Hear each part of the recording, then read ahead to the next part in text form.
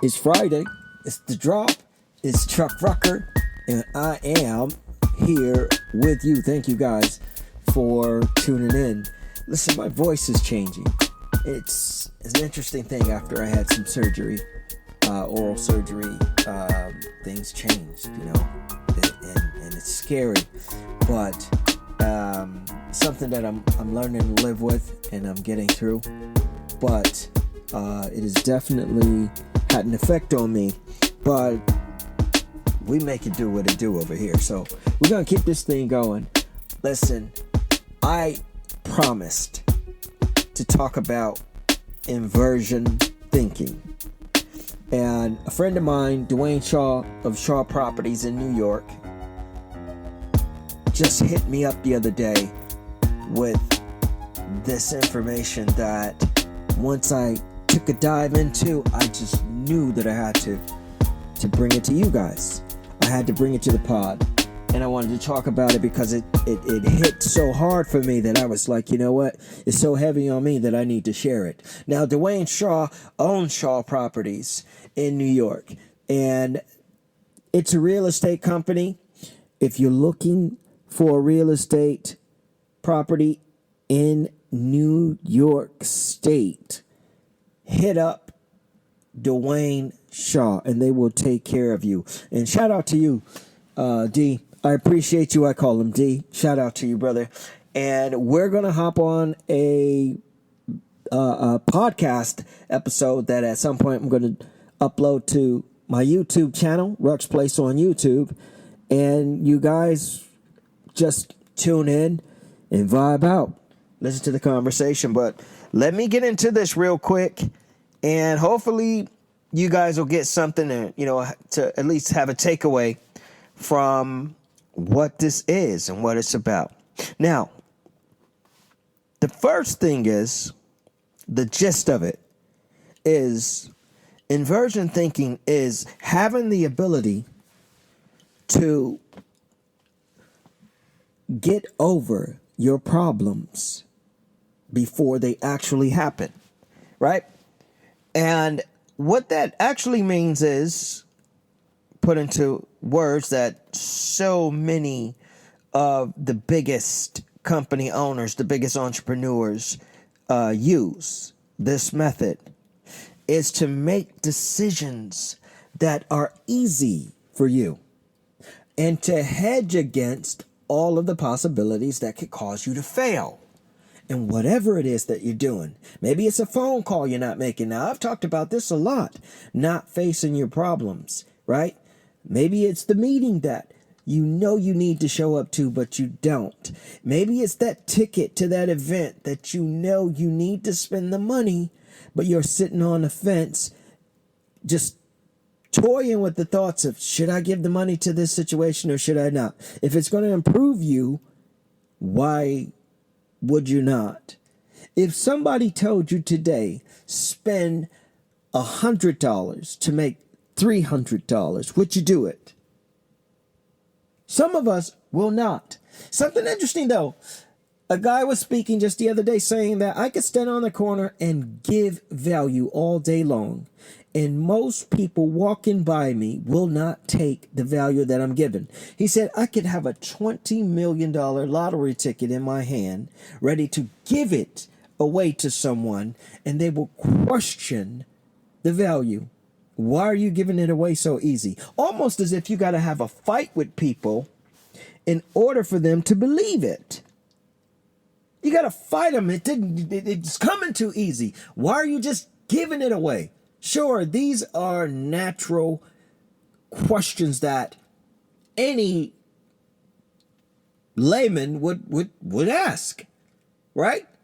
But the most successful people will take a risk and say, yeah, give me that lottery ticket.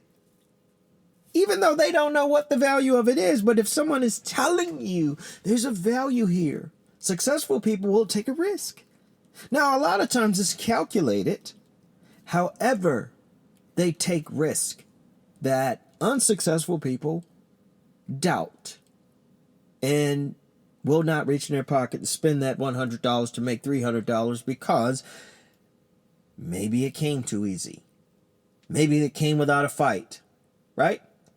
Inversion thinking is the ability to think about what the problem could be. What would cause me to fail? And if I did that, then ultimately I'm going to fail. Right? Now I know that sounds like that sounds a bit like, well, that's kind of ironic, or that might sound like, well, that's kind of a conflict of interest. It would be, right? But if you stop focusing so much on being successful and focus on the things that you know that if you do will cause you to fail, then the chances of you becoming successful will be much greater. A guy told a story, Charlie Munger, about being in sort of a Air Force kind of situation, which was happening, if you know Charlie Munger, way back in the early 1900s, right? And he was in control of, his job was to help fighter pilots meet their destination, do their jobs, and have a safe return home. And instead of looking at it as how can I, control or manage or get information to these pilots to have them succeed in their in what they're doing and where they're making their drops, or during wartime, how do I get them killed? I know some of you just dropped like, what? Wait, what? What is the best way to kill these pilots, he said. And he thought about it. Well, if I send them over here, or if I instruct them to do this or that, then they would definitely get killed. Are y'all tracking with me now? Okay, so now you understand how to create the problem, how to kill the pilots, for lack of a better term. Now, how do we not do that? All right, so now we know how, the greatest possibilities of them getting killed. Now, how do we work against that? Which would ultimately what? Y'all, come on now. What would that ultimately do? And successfully then, right? Because you've thought of all the possibilities of what could go wrong. And if you cover those bases, then success is inevitable. It's almost impossible not to be successful. Now, 100% no. Nothing is 100% in life. It just doesn't happen that way. It's just not possible. However, if you think of the possibilities of what could go wrong, if I cheat on my wife, then possibility of me losing my marriage is almost inevitable. Unless the wife is just going to hang out and allow for you to do that, right? If I don't give my kids attention, then I then turn them over to whomever does give them attention. And what if those people who now my children are paying attention to are not in alignment with the attention that, had I given it to them, then they would have, and the instruction, and then they would have a foundation that I laid versus, say, the internet. Say, what's happening on their computers. Say, what's going on in the video games. Say, what's going on behind all of it in the screen that they're spending so much time in, that they could have been spending getting instructions from me as a parent. I know you guys have to be tracking with me. Now, I really, if you're not, then maybe you've thought about all the ways of not to listen to Chuck, right? And if I don't listen to Chuck, then I'm ultimately going to be successful. And you might be right on that one. You might be right. You may be right, because what Chuck is saying may be just like, okay, here he is again, right? But do you, I'm saying, listen, in all fairness, it just makes sense. If I don't charge my computer and I have an assignment to turn in, to create, if I don't charge my computer, then there's a great possibility of my computer dying. And if my computer dies, then I'm not going to get the assignment done. The project isn't going to get done. The Zoom call or the meeting that I'm supposed to be having is not going to happen because I got a dead computer. So let me charge the computer. And that way I will find success in the time that I need it. It's going to happen because I charged the goddamn computer. Now, this may seem so simple, and it's supposed to be that. It's supposed to be just that easy. It's easy, right? How are you going to lose your clients if you own a business? Well, sell them a bad product, right? Ignore them. And then stop promoting what it is that you're selling. Now, if I stop promoting Ruck's Place, would you know about me? Would you be listening to me today? No. You would think, what happened to Chuck? What, we're looking for this job, which so many of you are now. And I appreciate you.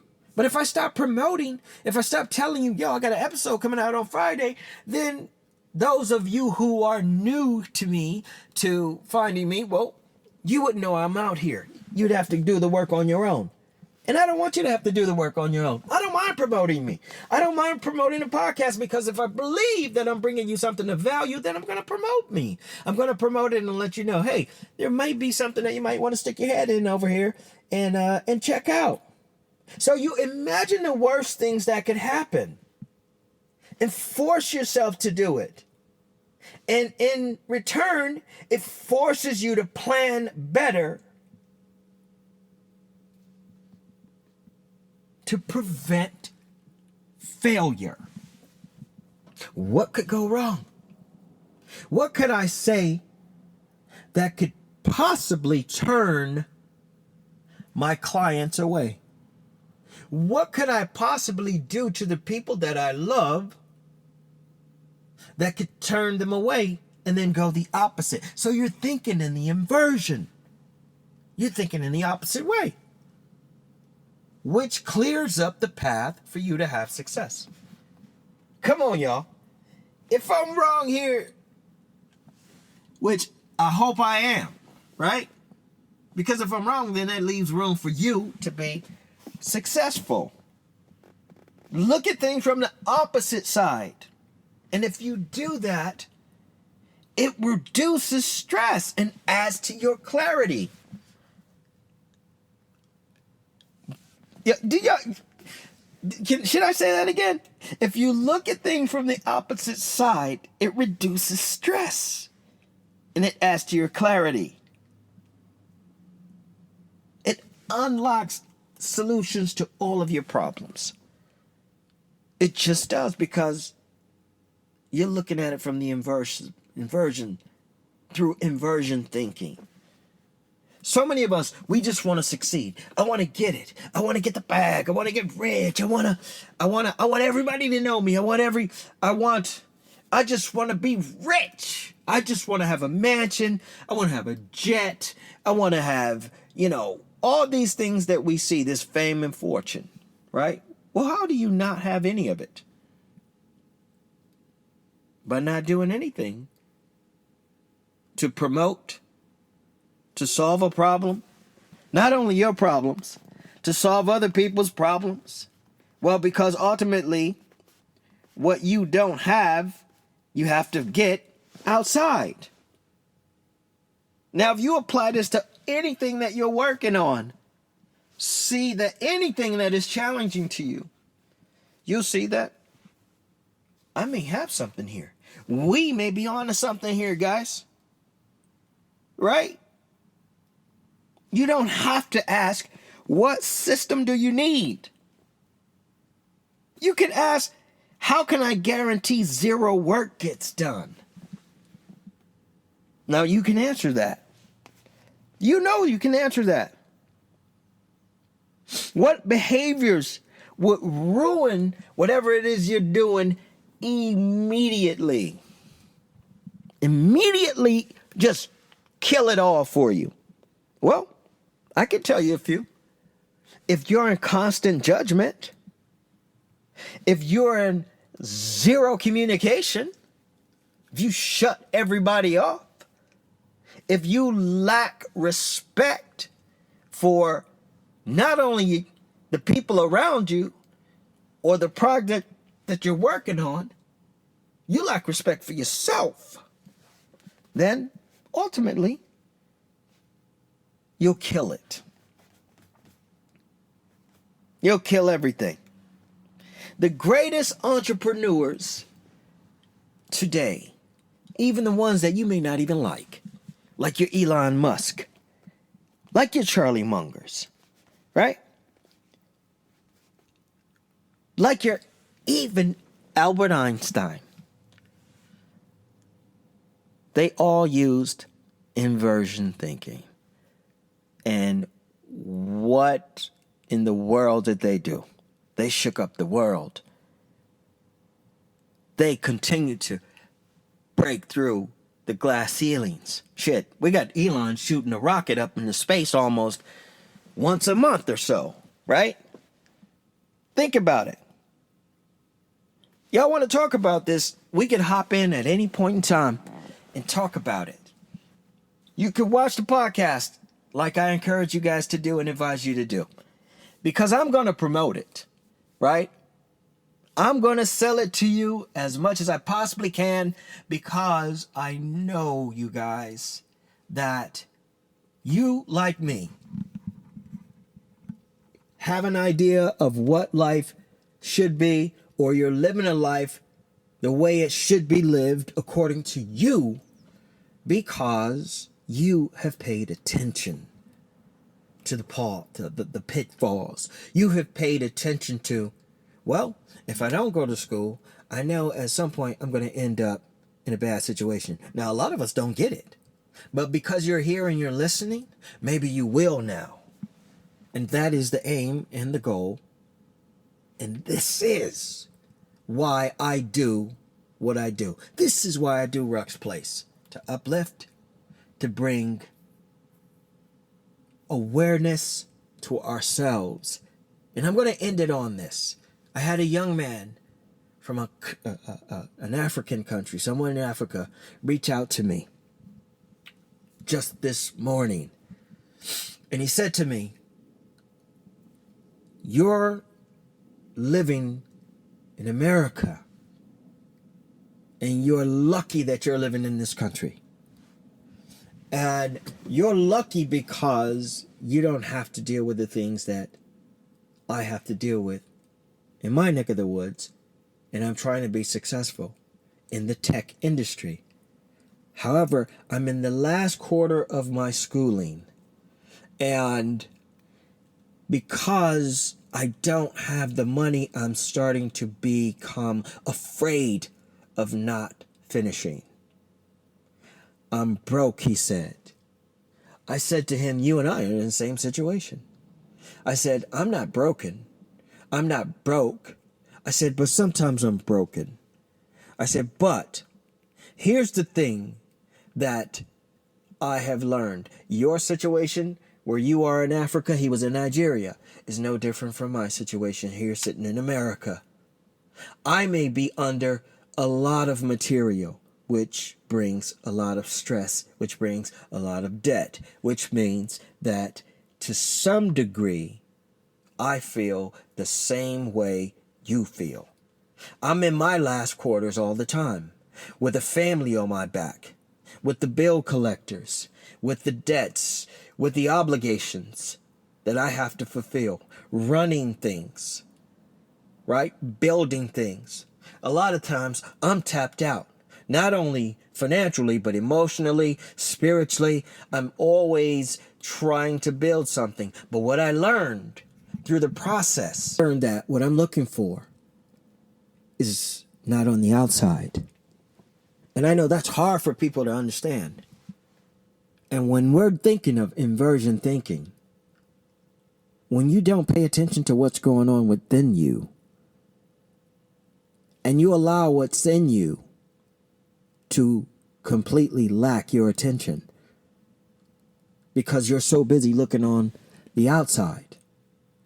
You have to really know that that is the biggest way for you to fail in life, in everything that you do. Because you're not paying attention to you. How you feel. What are your emotions like? What are your decisions? Why are you making the decisions that you're making that continuously cause you not to succeed? And I can tell you guys firsthand, like I said, I never come to this podcast or come up to this microphone and talk about anything that I haven't been through. Is when you get caught looking outside, you have set yourself up. I set myself up for 100% failure. Because everything starts within you. Your mind, your feelings, your thoughts become things, which ultimately creates the paths or the walls that you will definitely face every day. Look into the future, y'all, and ponder what I've said today. Look into the future. Stop looking at what is directly sitting in front of your face. And for a lot of us, that's the cell phone. That's the computer. That's the distraction. Instead of projecting out into the future, what life can be, what it will be if you put in a few steps, one after another. If you look at, well, how can I kill every possibility of me living a version of my life that I believe that I can, that I want to? By sitting there and not doing anything, by sitting there focusing on what is directly in front of us. We have to build everything, guys. And listen to me. I'm a guy that has been in front of you for years now. For those of you who don't know me, I've been at this for years, building right in front of the people who have known me when I started and before. Building and building and building a version of myself that I want to see later on in the future. And if I have the future, which I don't take for granted time, right? And helping the people around me build who they want to build and be and have and experience in their lifetimes. And I'm going to continue to do that, y'all. I am Chuck Rucker. Ruck's Place is the podcast, and I thank you guys so much, and I appreciate you guys so much for rocking with me and helping me build piece by piece, step by step. Let's do it, y'all. Catch you on the next episode. Peace.